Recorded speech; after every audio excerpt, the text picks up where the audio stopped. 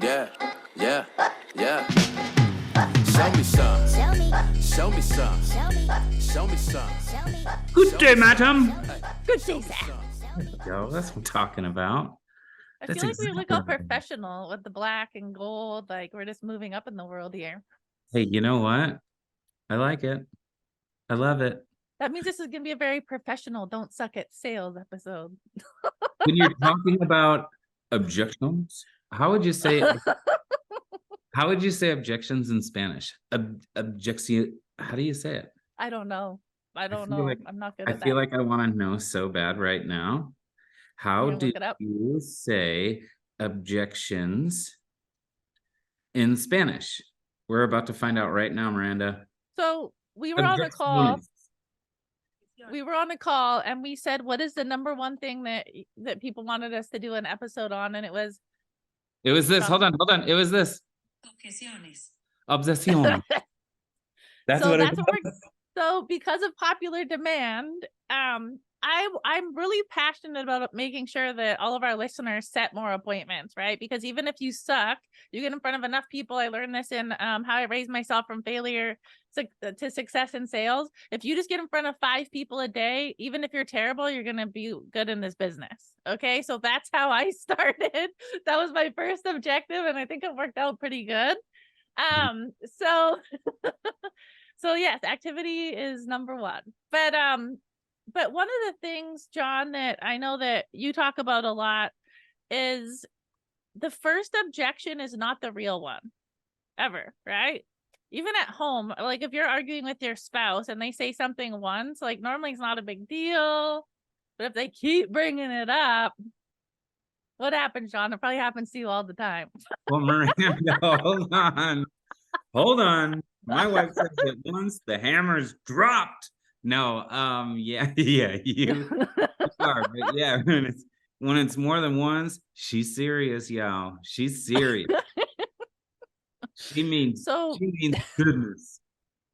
So here's what I'm going to say. And I know we did an episode way back when we first started doing the podcast called Dot. So definitely go back and listen to that. I think it was like our first or one of our first ones. But here's the thing that I want everyone to take with you. And this is holds true for the sales presentation is the first time someone says something, you don't need to answer it. You just don't. So that would be the best way to handle it in the beginning is like, just don't. And there's 2 things that we say on the phone. So the first time an objection comes up, you can say something like, that's exactly why I'm calling. And then just you keep talking, right? Or you can say, that's a great question. I'll get to that in a minute. And then keep talking. Do not pause. And guess what? When you say, I'll get to that in a minute, when are you going to do it? When the script gets to that, or if they bring it up again. And if they don't, guess what? They don't care about it. They don't care as much as you thought. That's right. And I think that that's so important too, because like your newer salespeople make the biggest deal over nothing. Absolutely nothing. Like just because they say it doesn't mean that you need to react or respond. Let it go. Let it go, because what you can end up doing is because you're nervous, you're going to create them to be nervous. And now all of a sudden we just turned a mountain. We made a mountain out of a molehill. And there's just no rhyme or reason to do that. So I love where you're starting there, Miranda, because so many people do ask about that, right? They're like, all right, so how do I handle this? How do I handle that? How do I handle this? Like, first of all, don't handle it, right? Like if you hear it one time, just don't handle it. That's so good, buddy. My kids are always like, Mom, are you listening? I'm like, oh yeah, I heard everything you said. Just because I didn't respond doesn't mean I didn't hear you. So I do it at home now, just automatically. But anyways, okay. So here's another thing. Okay, I want to cover some of the main objections that come up on the phone. But before I go into a couple of them, here's something I want you to ask yourself. Okay, these people that we're talking to, how many of them are going to die in the future? How many of them? All of them, right? Okay. Every single one of them. So does every single person need what we're talking about? The answer is yes, right? So if we're selling like couches, mattresses, cars, whatever, not everyone's in the market for that, but everyone is in the market in the future to die, right? So the biggest thing is to not let them, there's a sale that's made. Number one, either you're going to sell them on scheduling an appointment, or they're going to sell you on the fact that they don't need one. Right. So my philosophy is, let's get into the client presentation and get into the fact finding and really talk about why they need this thing. But don't let them sell you that on the phone. Right. So they may say things like, I don't remember doing that, or I already looked into it, or I already have coverage, or I'm not interested anymore. Does that really matter? Because are they going to die in the future? Right. They might tell you that they have coverage already. Okay, when's the last time they looked at that policy? Right. You know, a lot of times, you don't know, almost 100% of the time that I've had someone grab their policy, it's not what they thought. Either they thought it was a 30-year, it was a 10-year, or they thought it was X amount of coverage, it wasn't, or it was a graded death benefit and they thought it was like a whole mortgage payout. It's crazy. So before we dive into how to answer this, I just want to let everyone know that everything that somebody says to you on the phone, it's called, they throw a bone, and it's up to you if you chase it.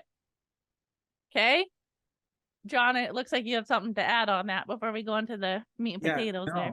No, I don't actually, because I'm just going to take away from what you just did, and I don't want to do that. But yeah, it's, again, just don't gobble it up. Don't eat it. Just let it go. Okay. Now, the second time, this is what we're going, this is some of the little trickies that we're going to give you that I'm really excited about. So the first thing, again, we don't have to answer it, right? And go right back to script. But the same kind of thing applies if you're at the start of the call. Let's say that they say, I don't remember doing that, for example. Oh, that's okay. I forget doing stuff like that all the time. So anyways, and right back to script. Right? Like, people get so thrown off when you agree with them. Oh, I don't remember that. Oh yeah, I don't remember doing what I ate yesterday either. You go right back to script. Like, it doesn't matter. That's right. That's right. So, but it's just going right back into script, guys. And again, if they're not interested, chances are we're not being interesting, right? We're not smiling. We're not sounding like we sound like a bill collector. If you sound like a bill collector, people are not going to want to talk to you, right? Especially if they have bill collectors calling them.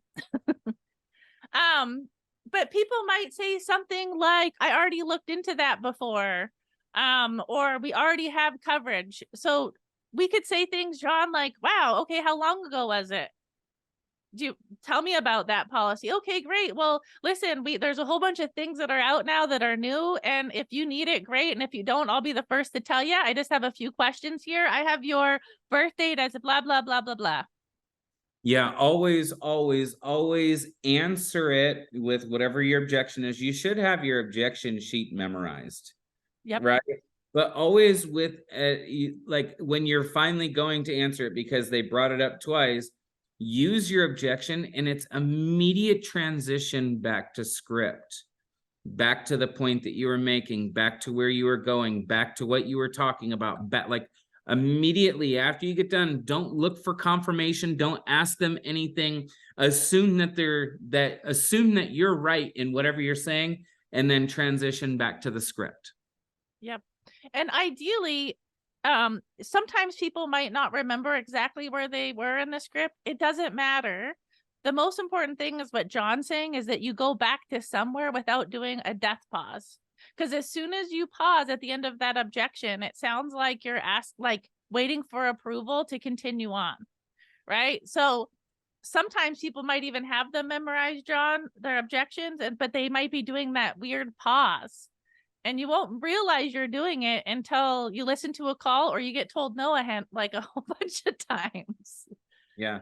And that's with anything, Mer. Like, I don't care what you're doing. You're talking about the phones, and I don't even care if you're like on the in-home process, right? Or not in-home, whatever you want to call it, meeting with family.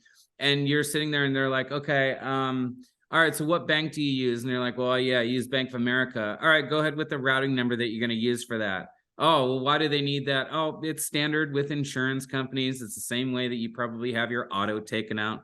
So go ahead with that. The routing number is typically 9 numbers long, and it normally starts with a 0. So I'm ready when you are. Like one of the most common things is that, like, just like she said, like if you say it wrong, just say it strong, get right back to where you were and lead them. Like I promise you, like we cannot have any of this weak language.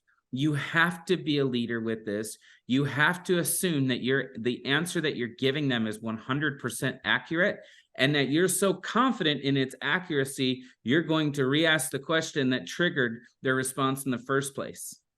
Okay, Yep. so whatever your answer was, be confident, be comfortable, and go right back to script. So it's like, well, how, again, like, oh, well, social security number. Why do they need that? Well, this is standard. How are they going to tie a death claim to just a non-social security number, right? They're going to use this for your MIB report, your medical information bureau report. They're going to use this for APS, your attending physician statement. They're going to use it to look up your driver's license. So go ahead with that whenever you're ready. Is it in the state of Illinois? Yes or no? Yeah. Okay. All right, go ahead with that number. Again, just be very dictative. Lead. Goodmer. Yeah, I think that you just nailed it when you said just assume that what you're saying is going to be okay and be confident and go back to script. You have our permission. One of my favorite objections that I heard from some agents on my team, their response to things like, I don't want to give you my bank information was, yeah, well, that's a non-issue. We get this from everyone, and then script. People were like, okay, well, but the non-issue. They just went back to script. Like it's that simple. If you say it confidently, it works, right? It does. Yeah. You're all caught up. Well, they need it because it's you. It's you who's saying you are who you say you are, and like everyone needs it. So is it okay if I get that from you? No. Weak language. No weak language.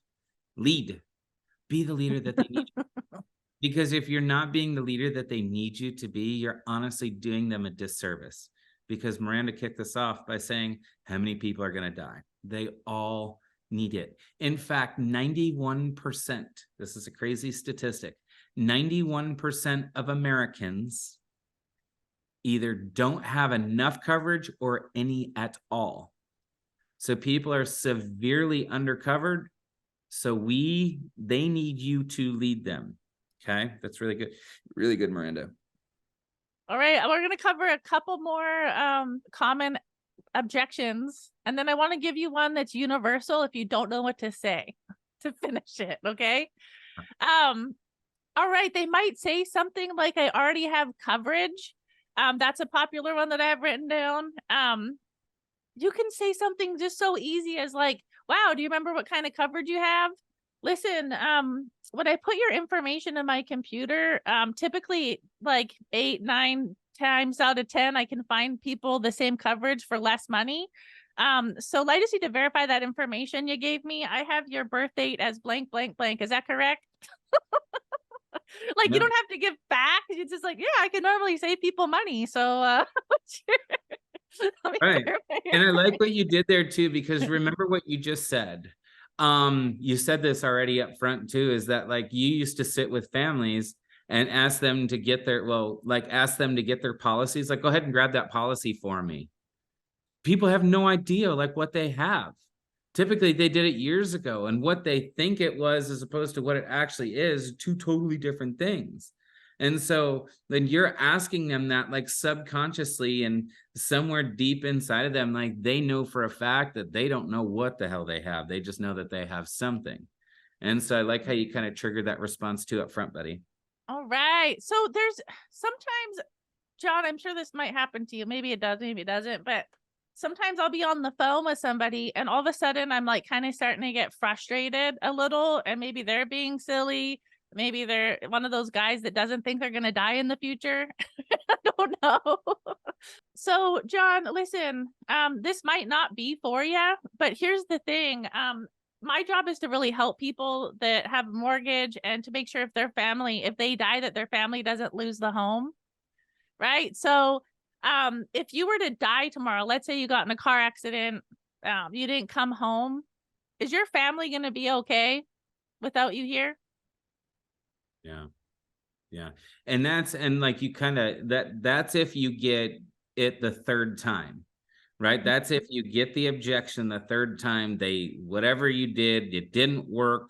You're getting it the third time. This is what we resort to. We're not resorting to this after the first time. Remember, the first time we're just ignoring it, laughing it off, moving on. The second time we're actually going to answer it, assume that our answer is correct, and go right back to script. And then they interrupt us again. And then now this is what we're resorting to. Okay. Yep. Is just simply we're just taking it away from them. Like, look, I don't want to waste your time. I definitely don't want to waste mine. I'm the liaison in between you and the world of the carriers. Yes, I represent Mutual of Omaha. I represent Transamerica, Gerber, AIG, and all these big companies. But more importantly, I represent you. I'm the one that's going to go to bat for your family if, God forbid, something should happen. So let me ask you a quick question. How would the situation play out as it stands today for your family if you didn't make it home? And that is the only thing that I've had turn people around on the phone. When somebody is being silly, or I've used a couple objections, if you go more than 2 objections, it sounds like you're begging for an appointment. So right. anything more than 2, you want to do this, exactly what we just talked about. Listen, if you're not here, if you die, right? And it's a face punch. So like, if you know that they're a realtor, listen, if you're selling a home tomorrow and you're driving around and you get in a car accident and you don't make it home, is your family going to be okay? And the same thing you can do in person on the client presentation. But I've had people go, actually, no, if I wasn't here, my family would be screwed. And I'm like, okay. And then I go right back into wherever it was that you were. But that is golden. And again, it's going to save you like frustration of trying to convince somebody to book an appointment. So yeah, man, again, so many good things. Use it everywhere though. Everywhere. It doesn't, like, wherever you're getting an objection, use it the same way every time. So they might be a little tough on the phone. Well, then they're going to be tough in the home, right? And so just continue using that same process and that same 3-step kind of process until you get really good at it. And then I promise you, once you get really good at it, you're typically not even going to have to get past the first step. But even if you do, it's very rarely going to get you're going to have to go past that second step of it. Because again, once you start to believe in yourself, believe in what you're saying, believe in your ability, believe in your confidence, and once you really start to you're going to be able to lead them. And I promise you, once you get to that point to where you're leading a family, this business becomes so much fun. Sales in general becomes so much fun. All right. Well, we will see you next time. Don't suck at sales. Thank you guys so much for listening. We truly appreciate all of the comments and all the love and all the outpouring that you guys are giving us. If you want to contact us individually, if you have certain questions for us about this particular episode, or if you have questions about anything, any ideas, tips, or tricks that you want to share with us, please click the link below. You'll have a direct access link to Miranda and a direct access link to myself. Yep. Keep the ideas coming, guys, because anything that we can do to help you not suck at sales, well, that's our mission. So it's a wrap. I go for that gusto, losing ain't an option. Check a bag and make deposits and deposits and deposits. You see me shining.